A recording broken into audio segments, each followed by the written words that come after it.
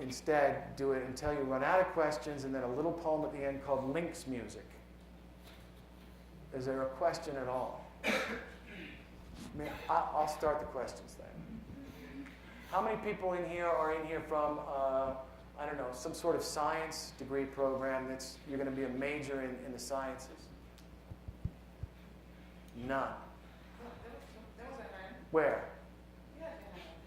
One. How many from the humanities then? Oh, you're all stupid. This guy. Now, according to our legislature, there's no point to do anything except the sciences. That the humanities, one person said, were nothing but a degree to nowhere, which I don't think is true at all. And I don't know if you have any kind of humanities overlap other than your GURs. But do you think that the sciences and humanities in any way, I don't know, waltz together well? It can? Tell me how.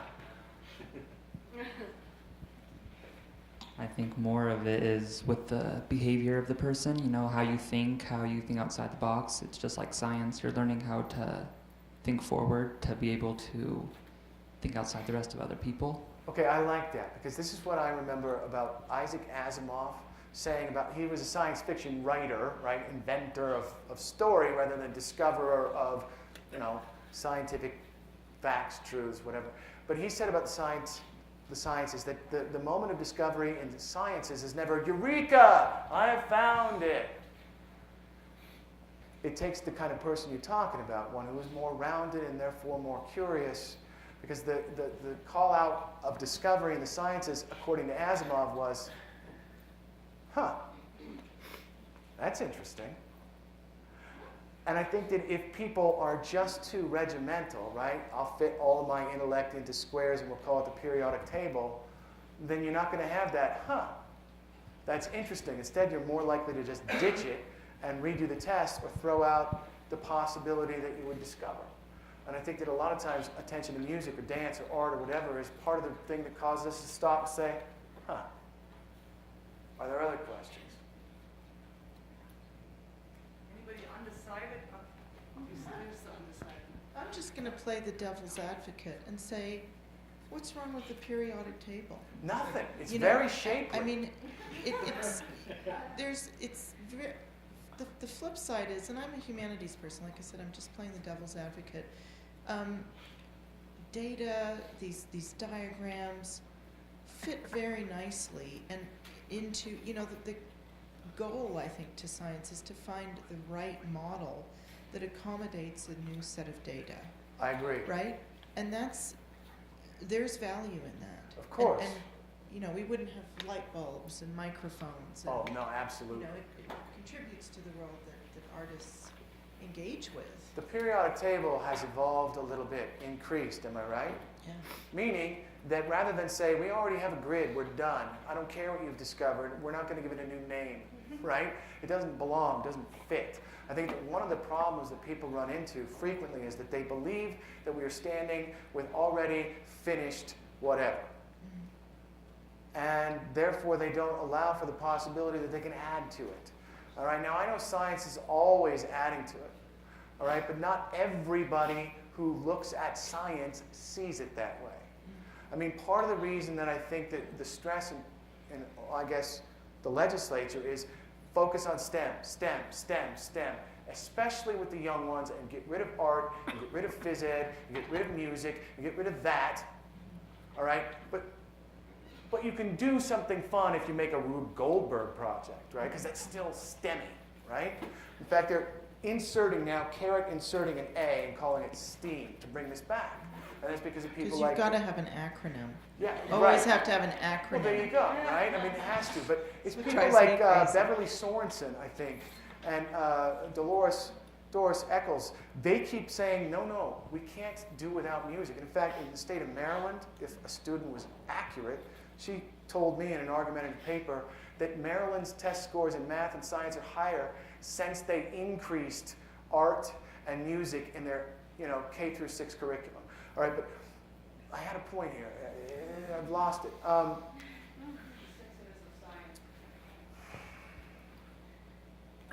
Politicians think that science means do away with exploration. it means learn a trade. And I think that what they mean by that is go to work maybe as a petroleum engineer, but to be exploratory, we don't need it. All right. One of the things that the telescope is telling us all kinds of crazy stuff that we didn't used to know. Right. Galileo made that thing. What was the impulse when he did? Let's shut him up. Right. Because his discovery thwarts our status quo way of viewing the world. And so all I mean, I don't mean science is so rigid. I mean that people have a misunderstanding of what it is that sciences and humanities do that's similar. Jane, you want to say something about the sexiness of the periodic table? You've ever whispered it in somebody's ear? Not sexiness, Right. I just recommend to anybody the book by Primo Levi called The Periodic Table as a prime example of how it works in the other direction. Okay. And I'd also like to comment about Asimov, who we noted was a science fiction writer, but in fact, he started his career as a PhD biochemist and on the faculty of Boston University. So Why do you suppose he switched? liked it better. Right? Liked it better. That's cool. Usually the encouragement is to do the opposite. Quit being a silly writer and do something, useful.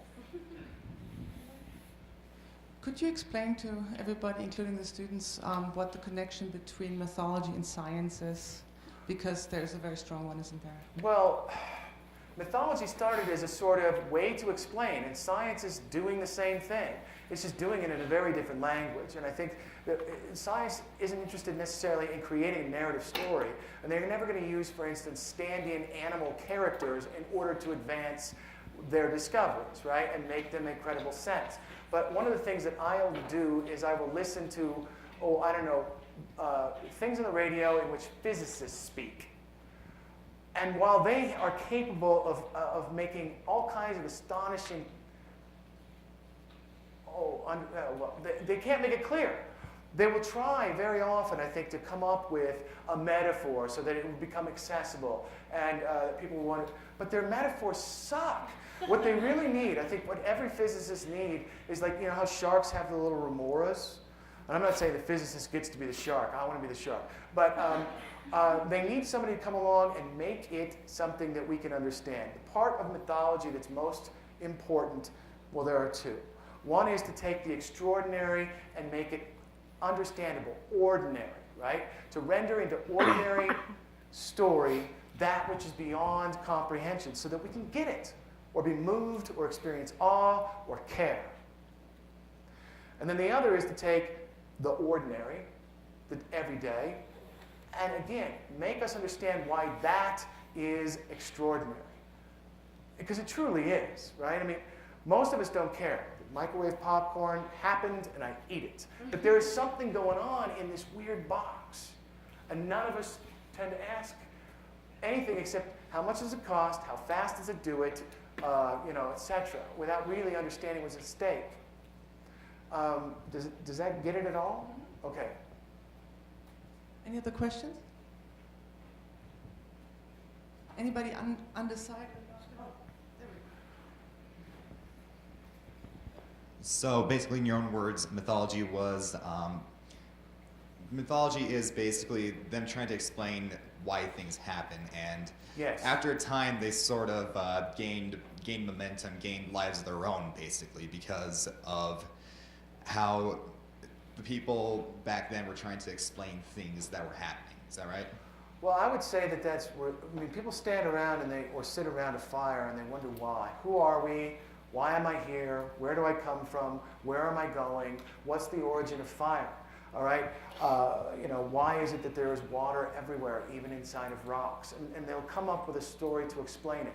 They will usually attribute it, to some sort of, original kind of divine spark or energy, as opposed to, but maybe an atom is also just another way to say divine spark of energy. I mean, it could be that the languages are dissimilar, right?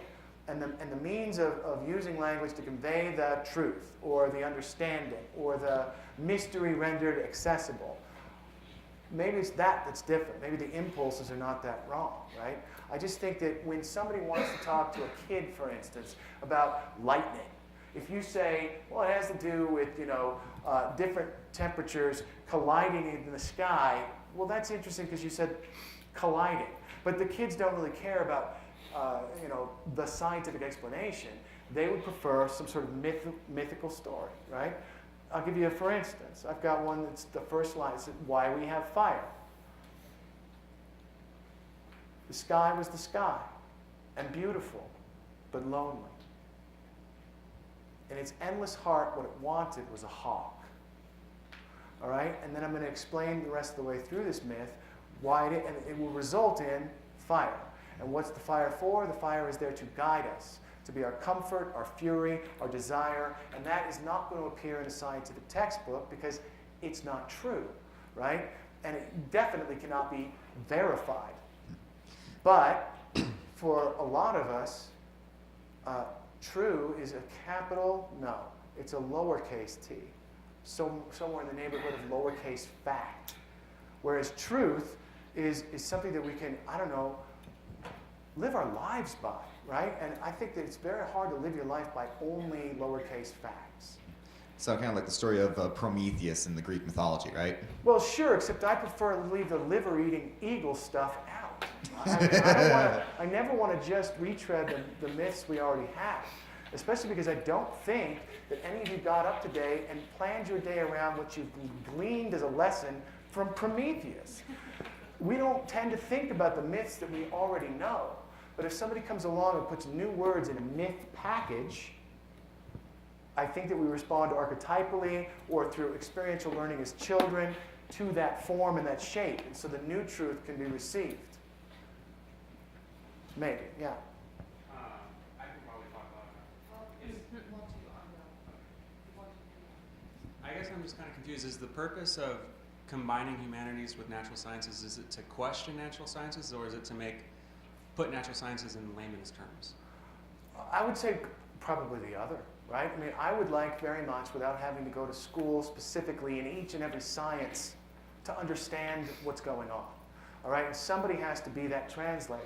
And one of the most successful methods of translating for us has always been story, always.